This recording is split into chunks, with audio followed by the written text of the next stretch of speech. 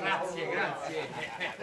Grazie. Ma la festa non si fa più per me. Abbiamo dovuto modificare l'indirizzo. Si fa per Don Gennaro che è tornato.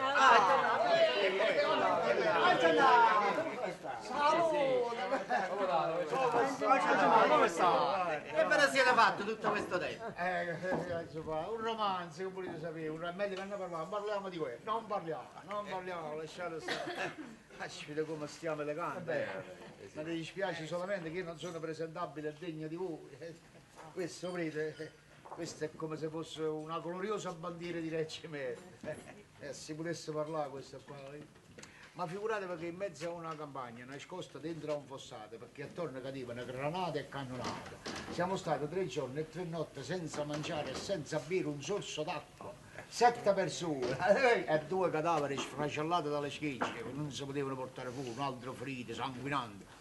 Beh, là è una pioggia di fuoco, come a un certo punto. Vabbè, oggi non pensate più a sti malinconia. Voi state mesi a noi che vi facciamo scordare tutte cose. Hai da mangiare e da bere, vado a ingrassare un po', perché vi siete sciupati abbastanza a me. Bravo, proprio così. Oggi no, questo è il disegno di legge. Bravo. Dunque, niente. Come niente? Senti, io non voglio andare in galera, capito? Sette Bellizzi mi ha fatto un discorso, mo è tornato pure papà. Ma come? Mai come mo in operazione senza pericolo? L'ingegnere la sera lascia la macchina rindovica neve, sopra ascesa. Quella che ti guardi è d'accordo con me, si fa trovare attaccata con un fazzoletto vicino alla bottega. Grazie assai. Buonasera.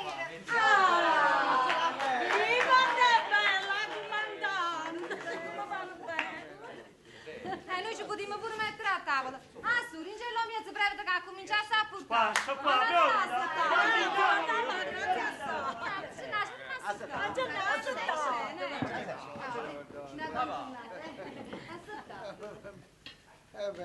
Ma la vita è veramente un cinematografo, sapete? Si cambia il quadro, si cambia la scena.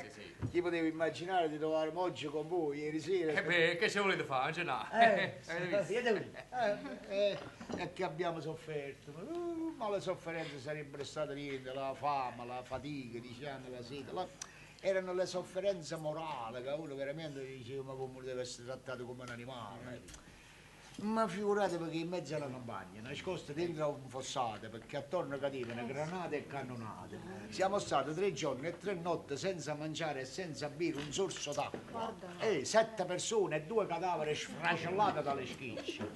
A un certo punto, quando poi uno dice, è vero, come ti sei salvato? Ma il miracolo proprio, un fascio di luce, dico ma che è? Un camion. A proposito, oggi no, scusate, se no mi scordo. Federico, ci sta un camion che si vende, la Gea Bere di mano.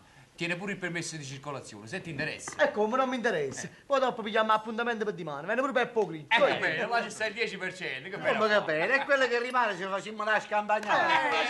E ci partiamo pure a Don Gennaro. Devo riposare. Dunque, si dice, nascosto dentro a un fossato, è vero, perché attorno cadevano granate E cannonate.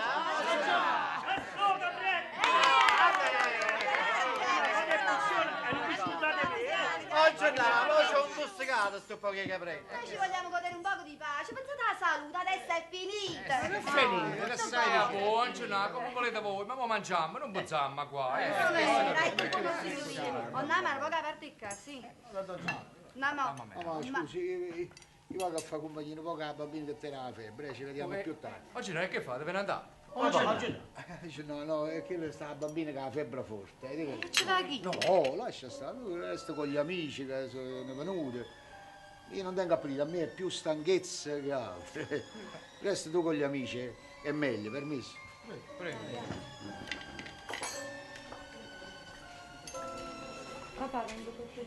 Angelina, è pare brutto. Io capisco, voi state un po' impressionato come fossi spaventate, ma mo va vita calma. Oramai qua stiamo tranquilli, è finito tutto.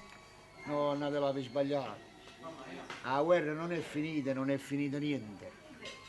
E Castolina, non covina. Servo io, a Donna Maria la Serria, a Donna Maria. E poi signoria Serria. qui, sta seduto qui.